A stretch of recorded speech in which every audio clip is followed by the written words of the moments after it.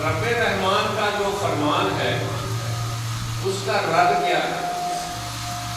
وہ ہے شرک۔ ایک طرف ہو اللہ پاک کی ذات ہمیں کہتی ہے کہ جو میں نعمت تمہیں دوں اس کا چرچا کروں، اور ایک طرف روکنے والے کھڑے ہو جائیں کہ ایسا نہ کرو، یہ شرک ہے، بدعت ہے۔ تو یہ آپ نے بہت بڑی بدعت پیدا کر دی ہے پہلے ہی۔ بدعت کا مفہوم کیا ہے؟ وہ لوگ عام طور پر ذکر کرتے ہیں، بدعت اصل میں یہ ہے کہ دین کے اندر ایسا رکھنا ڈالنا کہ جس سے دین کمزور ہو، اس کی شناخت میں فرق ہے، اس کی سمت مختلف ہو جائے، اسے کہتے ہیں بدعت۔ بدعت ہمارے علماء کرام نے اس پہ بڑی سیرا گفتگو کی ہے، بحث کی ہے۔ بدعت دو طرح کی ہے، بدعت حسنہ اور بدعت سیئہ۔ حسنہ اس لیے کہا گیا کہ سرکار دو عالم صلی اللہ علیہ وآلہ وسلم کے بعد، آپ کی ظاہری زندگی کے بعد، چونکہ دین مکمل ہو گیا، لیکن روز مرہ کی ضرورتوں کے تحت اس میں اضافہ بدعت حسنہ۔ اب حضور صلی اللہ علیہ وآلہ وسلم نے جو لباس پہنا ہم نہیں پہن سکتے، ہمیں وہ میسر نہیں، وہ آپ بنتا نہیں۔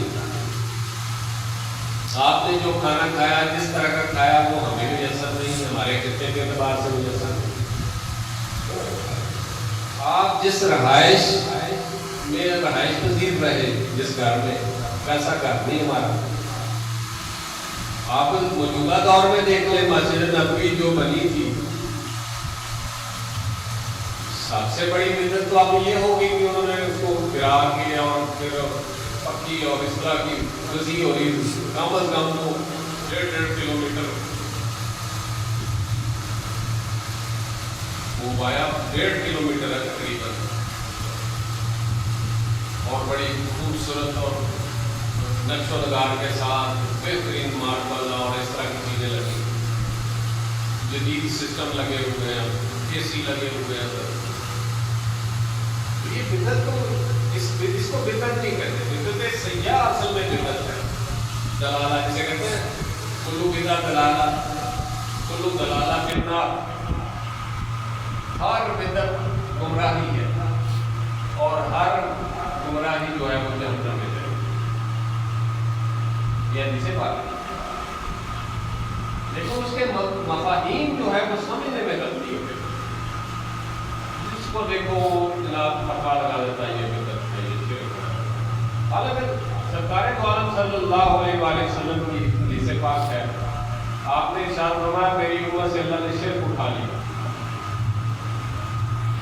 تا قیامت میرا امتی مشرک نہیں ہو سکتا۔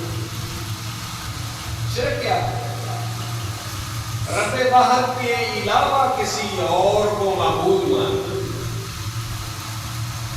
یہ حاجت روائی، یہ مشکل کشائی، اس کی وجہ سے کوئی مشرک ہے تو وہ خود ہی ہو گئے۔ رب نے تو کہا ہے کہ جب تمہیں کسی کو، قرآن پاک میں ارشاد ہے سورہ بقرہ، یا ایھا الذین آمنوا استعینوا بالصبر والصلاۃ،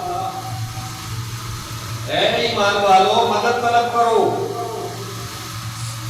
کس سے؟ صبر سے اور دعا سے یا نماز سے۔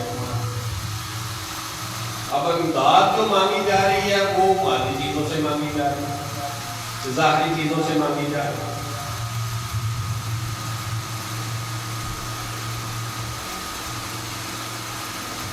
تو اب سب سے بڑا شرک والا کلمہ تو یہ ہے کہ آپ کہتا ہے مجھ سے مدد نہ مانگو، ان سے مانگو۔ جو افعال ہیں، جو اعمال ہیں، ان سے مدد مانگنے کا حکم دے دیا، تذکرہ کر دیا۔ ان اللہ مع الصابرین، بے شک اللہ صبر والوں کے ساتھ۔ اب اللہ بعد میں ساتھ دیتا ہے، پہلے مانگو، اپناؤ، اختیار کرو، پھر اللہ تمہارے ساتھ۔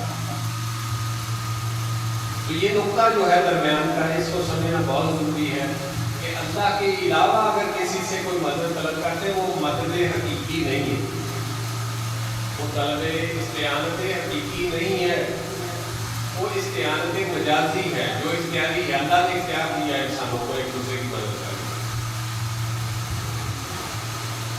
تو آپ جو کوئی اس نعمت میں ایسا کرے گا اس کا مطلب رب کے فرمان کا وہ رد کر رہا ہے۔